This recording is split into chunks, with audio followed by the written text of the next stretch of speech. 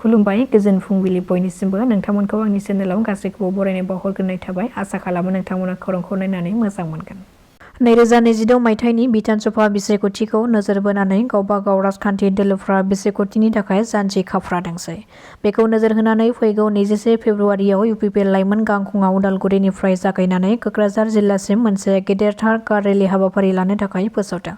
मिथिनो हानाय बादिब्ला बिधानसभा बिसायख'थियाव बिटिसिआव मोन 15 बियाबाव बिजाथि फसंगोन इउपिपिएल दोलोआ आरो बिटिसिनि बायजोआवबो बिजाथि फसंगोन होननानै मिथिनो मोननाय जादों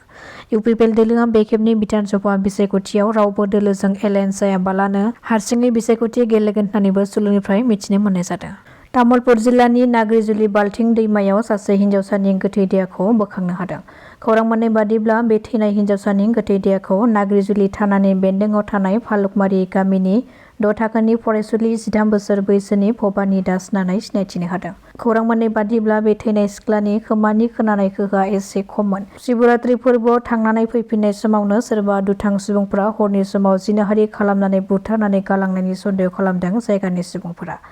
जाथाय जानायखौ खौरां मोननायनि उनाव जायगानि पुलिसा सहैनानै संदाननाय खामानिखौ जागायो नाथाय बे जाथायनि गुबै जाहोनखौ दासिमबो रोखायै मिथिनो मोननाय जायाखै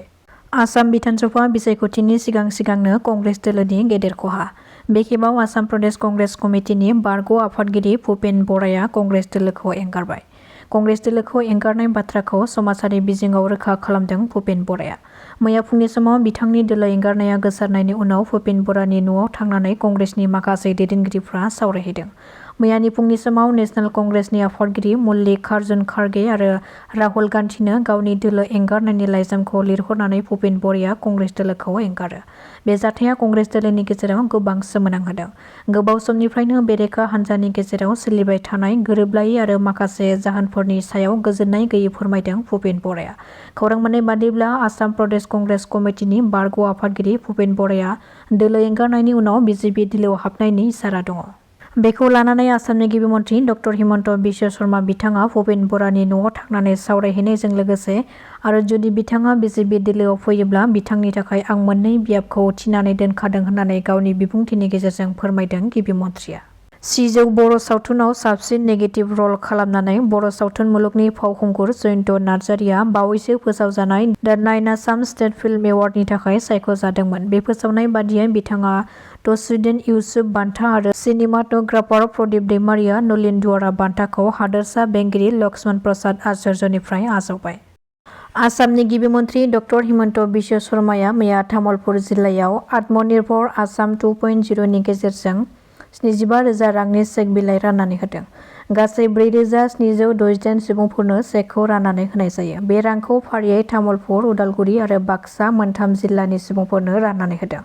तामुलपुर जिल्लायाव गासै सा 1,131 उदालगुरियाव सा 2,404 आरो बाक्सायाव सा 1,233 सुबुंफोरनो बे चेक राननाय हाबाफारिखौ जागायो सोनाब सालमारा मानकासार पुलिसनि आरो बिएसएफनि जथाय सिग्रोमनायाव गोबां बिबांनि आयेन बेरेखा फेग्रा मुवा बेसाद ड्राग्स एबा टेब्लेटफोरखौ बोखांनो हादों खौरां मोननाय बादिब्ला बेफोर गोबां बिबांनि ड्राग्सफोरखौ भारत बांलादेश सीमानिफ्राय बोखांनो हादों हमनो मोननाय ड्राग्सनि बेसेनखौ हाथाइनि बेसेनाव 55 लाख रांनि जागोनखौ मिथिहोदों बेजों लोगोसे बे जाथायजों सोमोन्दो थानाय आबु सामा आरो इक्रामुल हक मुंनि सानै सुबुंखौबो हमनो हादों पुलिसा बिनि सायाव बांसिनै मिथिसिनो थाखाय गावसोरनि आवथायाव बे सानै सुबुंखौ लानानै सोंनाय खालामगासिनो दङ होननानैबो सुलुंनि गेजेरजों मिथिहोदों आसामनि खुंथाय राहानि जारिमिनाव मोनसे गोनांथार बेखेवनाय हाबाफारि मैया आसाम आयेन आफादनि नेहाथारिफोरनि गोदान नयुं आलिसा AI for legislative intelligence system of Assam आरो डिजिटेल मिउजियामखौ गिबि मन्थ्रि डक्टर हिमन्त बिश्व शर्मा बिथाङा गावनि आखाइजों बेखेवनानै होयो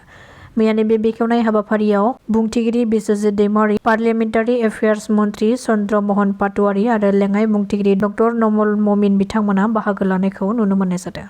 एसेम्बली जि बिसायख'थि बिनि थाखाय इउपिपिएल हान्जानि थाखाय माबा मोनसे गोब्राब थासारि एबा जेंना बिदि जेबो गैया मानोना पार्टी हिसाबै जोंहा खामानिया कन्टिनिउ सोलिगासिनो दङ काउन्सिल इलेक्सनाव माबा मोनसे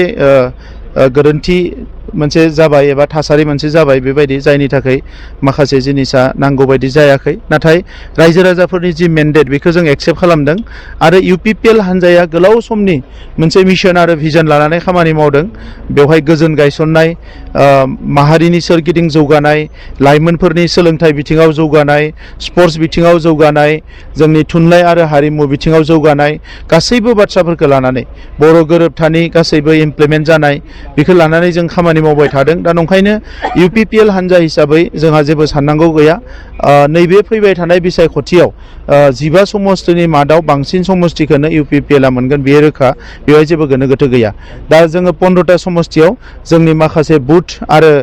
प्राइमारिफोरखौ लानानै जोङो माखासे मिटिं खालामबाय थादों आरो बेवहाय जिखिनि रिभिउआव जों मोनदों बेयो जोबोद मोजां रिपर्टआ आरो गोबां समस्तियावनो जों देरहागोन बाक्सा समस्तिया गोदान जाबाय आगोलाव बरमा आरो बियो सापागुरिमोन दा बाक्सा हिसाबै जोंहा सानै एमसिएलए देरहाखानानै दंखायो बे हिसाबै बाक्सा समस्तिखौ जों देरहाफिनखागोन आरो मानास समस्तिखौबो जोंहा देरहानायनि जोबोद स्कप दङ बिनि थाखाय जों खामानि मावगासिनो दङ एलायन्सनि थाखाय जों दाबो फिक्स खालामाखै बिनि थाखाय सम लाबाय थादों सावरायनाया सोलिगासिनो दङ गासैबो बिथिङाव जोंनि सावरायनाया सोलिगासिनो दङ हयथ' नैबे मासनि जोबनाय फारसे बेयो मोनसे फिनिशिंआव फैगोन